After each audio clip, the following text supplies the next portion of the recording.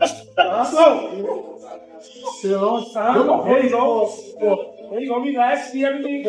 was fighting his big boy, a heavyweight boy, and Tank hit that nigga. He hit him so hard that he was on the top of the rope just like this. Allow Jake Paul's brother to be in there and be able to last with a smaller man, a smaller, older, greater fighter who's mostly was concentrating on defense more than just offense. Gervonta Davis has taken his training to an entirely new level ahead of his highly anticipated showdown with Jake Paul.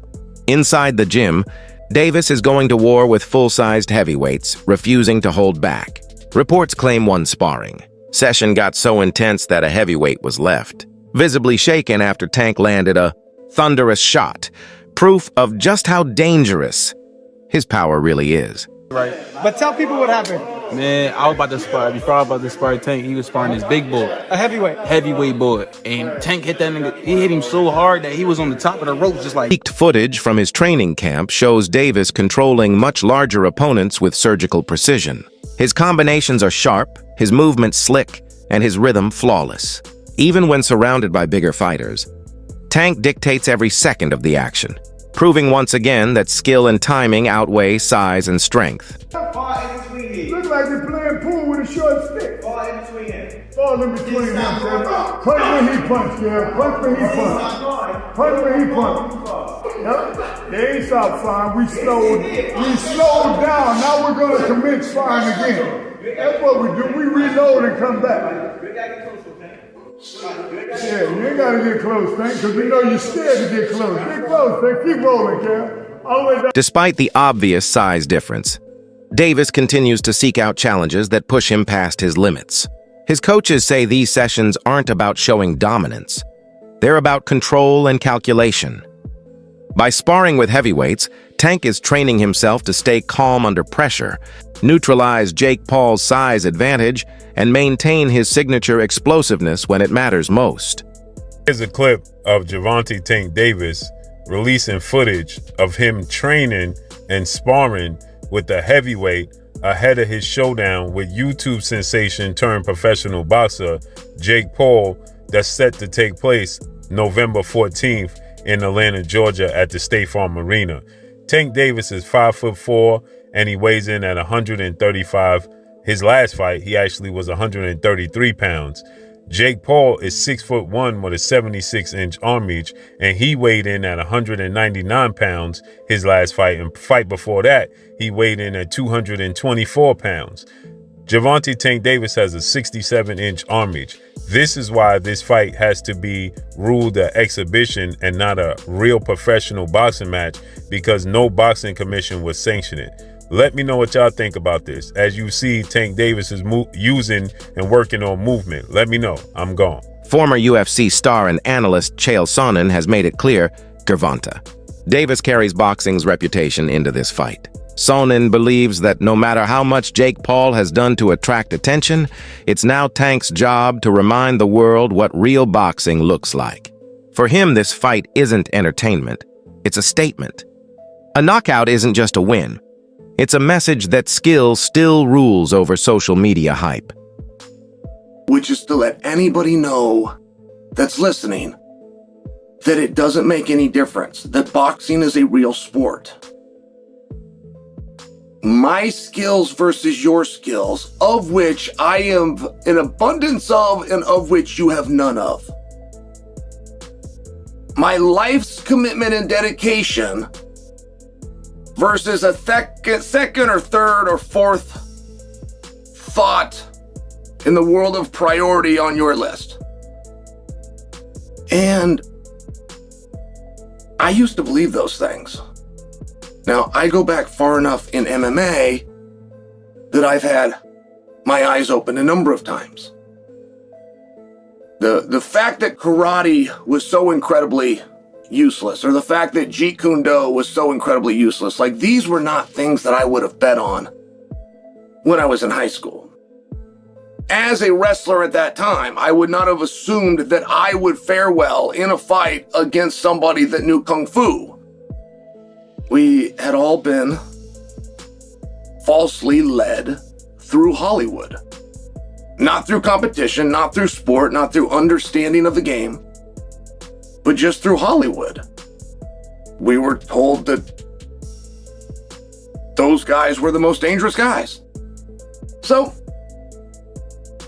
we then eventually get up to Conor McGregor versus Floyd Mayweather, which had a weight discrepancy, but it was very small. I mean, I watched him weigh in, I want to say it was like 8 pounds.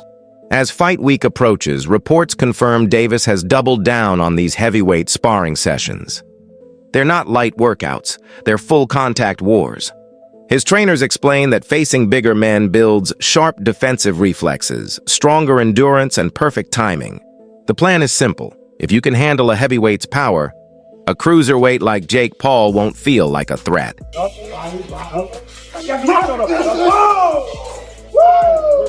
Lucas, get him! Lucas, get him! Pick it up, get that stick in the short stick. Go! There you go. There you go, relax, see everything go. Everything's up.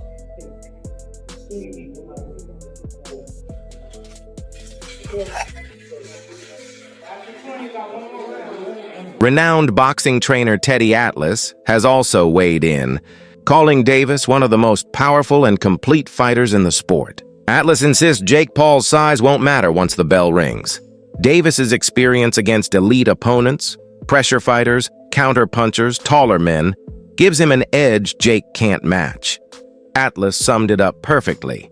Tank's adaptability under fire is what separates a real boxer from a performer. Guy who, yeah, he's smaller, but he's a top fighter, he can punch. And he's fighting a guy who's not a top pro fighter, who's bigger. What if he hits him on the chin? What if he hits him on the chin? It'll wind up selling. And that's what'll wind up selling it. The what if. What if Tank makes him do a cha-cha? He hits him on the chin, and Jake Paul, we're going to find out if he can dance. Whoa, whoa, whoa, whoa. You know, do the cha-cha. That's what's going to sell it. And you can't argue that what if. You can't.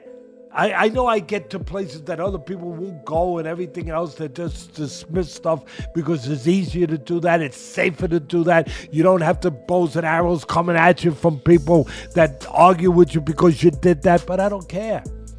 I've had bows and arrows my whole life. I don't care. But that's true.